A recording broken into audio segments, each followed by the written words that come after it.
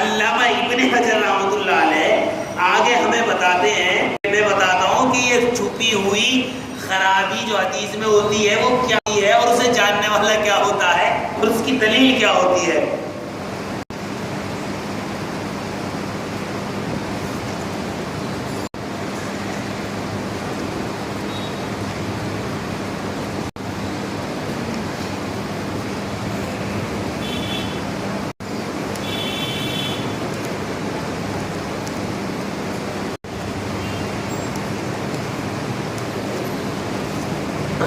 یہ اس کے سلسلے میں لکھتے ہیں کہ معلل ہونے کا مطلب ہے کہ اس کے اندر کوئی علت خفیہ چھپی علت ہوتی ہے۔ جی وہ علت پتہ کیسے چلتی ہے؟ تو کہا جو بڑے بڑے محدث ہوتے ہیں، اس فن کے ماہر ہوتے ہیں، کوئی علت کو جانتے ہیں۔ عجیب بات کیا دلیل ہوتی ہے؟ تو کہتے ہیں ان کے پاس دلیل کچھ نہیں ہوتی، ان کا تجربہ ہوتا ہے۔ کیا دلیل ان کے پاس کچھ نہیں ہوتی، ان کا تجربہ ہوتا ہے۔ جس تجربے جیسے ایک آدمی سنار کا کام کرتا ہو، اس پاس آپ زیور لے جاؤ، ہاتھ میں لیتے ہی بتا دے گا کہ کھرا ہے یا کھوٹا ہے۔ پوچھو جی دلیل کچھ نہیں ہے، میرا تجربہ ہے۔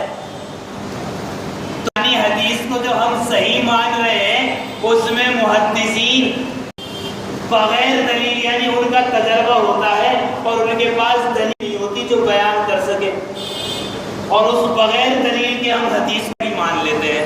تو بتاؤ یہ تقلید نہیں ہوئی؟ یہ ہوئی یا نہیں؟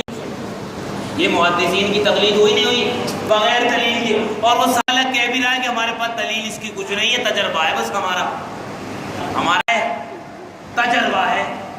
محض تجربے کی بنیاد پر بغیر دلیل کے انہیں کے کہنے سے کسی حدیث کو صحیح مان لینا، صحیح مان لینا، کیا یہ تقلید نہیں ہے؟ بات سمجھ میں آ رہی ہے؟ تقلید ہی تو ہوئی۔ کہتے تھے یہ تو وہی والی مثال ہوئی نا، آسمان سے ٹپ کے کھجور میں اٹک گئے، بارش سے بھاگ کر پرنالے کے نیچے آ کے کھڑے ہو گئے۔ کیا کمال کیا! ارے اگر بارش بچنا تھا، بھیگنے سے بچنا تھا تو پرنالے کے نیچے تو نہ آتے، یہاں لوگے وہاں تو بوندیں ہی پڑیں گی، یہاں تو نہا رہے ہو۔ میرے بھائی تنقید کسی پہ نہیں کر رہا ہوں، میں غور اور فکر کرنے کی دے رہا ہوں۔ کیا یہ تقلید نہیں ہے؟ کیا میرے لیے اصول الگ، تیرے لیے اصول؟ کیا یہ لینے کے بعد اور دینے کے بعد اور نہیں؟ تو یہ حدیث اگر کسی کو صحیح کہنی ہے اور اس کا قرآن اور حدیث ہی ہے تو وہ صحیح کہاں سے کہے؟ قرآن کی آیت حدیث شریف پر۔ آگے فرماتے ہیں کہ یہی روایت امام بیہقی رحمۃ اللہ علیہ نے محمد السنن والآثار میں یزید ابن خصیبہ کے دوسرے شاگرد محمد ابن جعفر سے نقل کی ہے۔ اس کی سند کو علامہ سبکی رحمۃ اللہ علیہ نے شرح منہاج اور ملا علی رحمۃ اللہ علیہ نے شرح موطا میں صحیح قرار دیا ہے۔ نیموی رحمۃ اللہ علیہ فرماتے ہیں وَهَذَا الْأَثَرُ مِنْ هَذَا الْوَجْهِ صَحَّحَ إِسْنَادَهُ مقبول بھی صحَّحَ إِسْنَادَهُ الْعَلَّامَةُ السُّبْكِي فِي شَرْحِ الْمِنْهَاج وَعَلِيٌّ الْقَارِي فِي شَرْحِ التعلیق الحسن علی آثار السنن 755 جلد 2۔ حدیث کیا ہے؟ حدیث ملی، دوسری حدیث نہیں۔ کیا حدیث ہو گئی بھائی؟ کتنی حدیث ہو گئی؟ 20 رکعت کی 2 بیان کر دی نا۔ آگے چلیں، موطا امام مالک رحمۃ اللہ علیہ، کون سی ہے؟ امام مالک رحمۃ اللہ علیہ کی موطا، جس کے بارے میں یہ منع ہے کہ آسمان کے نیچے امام مالک کی موطا سے زیادہ صحیح کوئی کتاب نہیں۔ امام بخاری رحمۃ اللہ علیہ سے پہلے کہ موطا امام مالک سے زیادہ صحیح کتاب آسمان کے نیچے کوئی نہیں۔ اس موطا کے روایت ہے حضرت یزید ابن رومان سے كان الناس يقومون في زمان عمر بن الخطاب رضي الله تعالى في رمضان ب23 ركعة. حضرت عمر بن خطاب رضی اللہ تعالیٰ عنہ کے زمانے میں لوگ رمضان المبارک میں 23 رکعتیں پڑھتے تھے. کون سی کتاب؟ موطا امام مالک رحمۃ اللہ علیہ. یہ حدیث موجود. بہت سے حضرات اس پر یہ اعتراض کرتے ہیں کہ یہ حدیث یعنی اس میں یزید ابن رومان جو ہیں یہ ان کے بعد ایک راوی چھوٹا ہوا ہے, یہ حدیث مرسل ہے.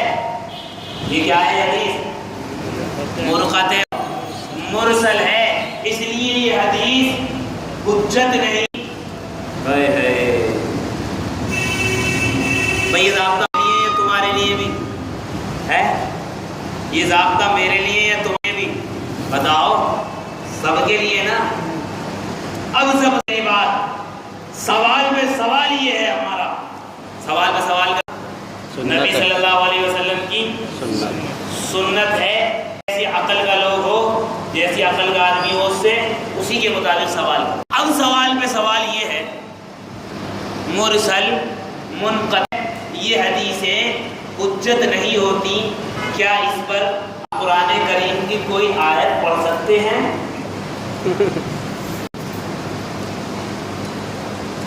بتاؤ, قرآن کی کوئی آیت ایسی ہے جس میں اللہ نے یوں ارشاد کیا ہو مرسل اور منقطع حدیث حجت نہیں؟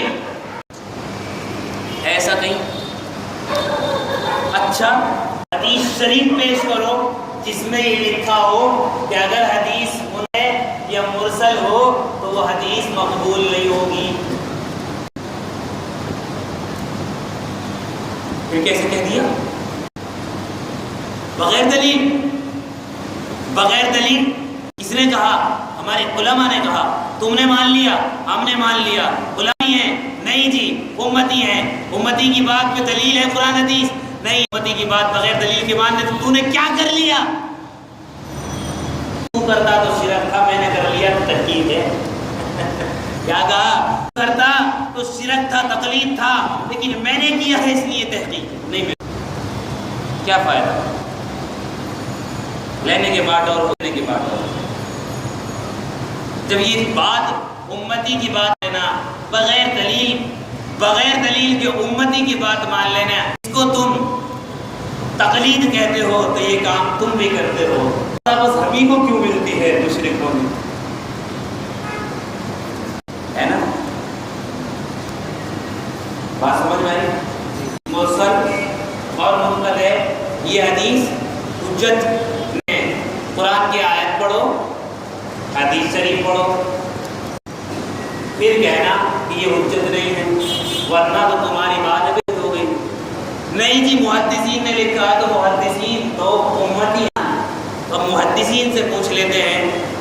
یہ کتاب علامہ ابن رحمۃ اللہ علیہ کی ہے, اس میں مرسل کے بارے میں لکھا ہے, مرسل اور منقطع کے بارے میں, کہ امام ابو حنیفہ رحمۃ اللہ علیہ, امام مالک رحمۃ اللہ علیہ, ان کا مسلک صاف طور پر یہ ہے کہ یہ لوگ مرسل کو حجت مانتے ہیں. کتاب میں موجود ہے, جسے دیکھنا ہو دیکھ. مرسل منقطع کے حجت ہونے کا انکار حضرت امام شافعی رحمۃ اللہ علیہ سب سے.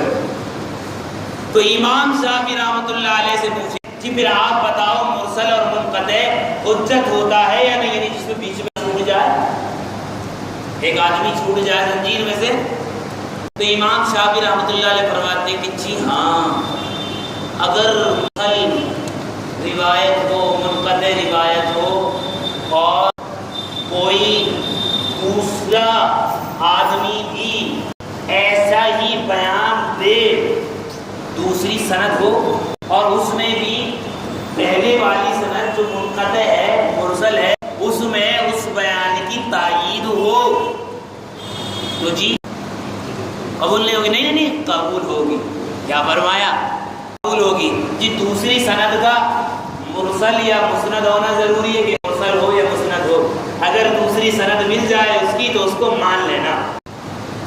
یہ ہے محدثین. تو یہ حدیث اس میں ابھی چھوٹا ہوا ہے، لیکن اس کی اسی جیسی باتیں بیان کرنے والے دوسرے لوگ موجود ہیں، یعنی دوسری سندیں ہیں جو یہ بتا رہی ہیں کہ یہ سند مقبول ہے، یہ سند ہے، صحیح ہے. سب سے پہلا تو ہم نے ایک ضابطہ بتایا کہ متواتر، یعنی جو کام بہت پہلے سے چلا آ رہا ہو، زمانہ صحابہ سے، اور بعد پر عمل ہو رہا ہو، سند کی ضرورت نہیں. اولاً تو سند کی ضرورت